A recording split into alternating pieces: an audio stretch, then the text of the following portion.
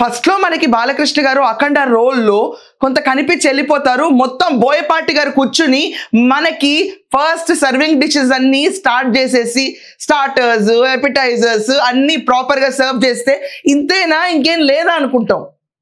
Interval తర్వాత వస్తారు మన అఖండ గారు. మెయిన్ కోర్స్ స్టార్ట్ అవుతా ఉంటుంది. వస్తానే ఉంటది, అసలు నాన్ స్టాప్ గా వస్తూ ఉంటుంది. ఫ్రాంక్లీ స్పీకింగ్ సెకండ్ హాఫ్ తర్వాత బాలకృష్ణ గారి అఖండ పర్ఫార్మెన్స్ చూస్తుంటే మాత్రం ఒక మెయిన్ డిష్ ని ఎలాబరేటెడ్ మీల్ ఫ్యూ అవర్స్ తిన్న ఫీలింగ్ వస్తుంది.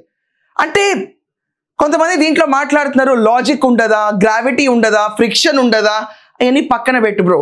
Some times over above all this చాలా పవర్స్ కూడా ఉంటాయి. కానీ బాలకృష్ణ గారిని ఎలా తీయాలో బోయపాటి గారికి తెలుసు. మనం అలవాటు పడిపోయాం అనుకున్నాం. కానీ అలా నమ్మి సినిమాకి వెళ్తే మాత్రం మీరు చాలా పెద్ద పప్పులో కాలేసినట్టే. ఇది ఒక డిఫరెంట్ డైరెక్షన్. ఇది అనుకున్నావా, అయితే ఇది కాదు, దీని మించి చూపిస్తావు అఖండని. ఓహో, అయితే నువ్వు అఖండని ఈ రోల్లో అనుకున్నావా, ఇంతే అనుకున్నావా అని సినిమా మధ్యలో మనం ఫిక్స్ అవుతూ ఉంటే దాన్ని ఇంకా ఎలివేట్ చేసేస్తూ ఉంటారు. లాస్ట్కి శివ సీన్ అయితే అల్టిమేట్ ఉంటుంది, అల్టిమేట్. అండ్ బాలకృష్ణ గారు హనుమాన్ సీన్ అయితే అది literally full goose bump moment ప్రతి ఒక్కరికి.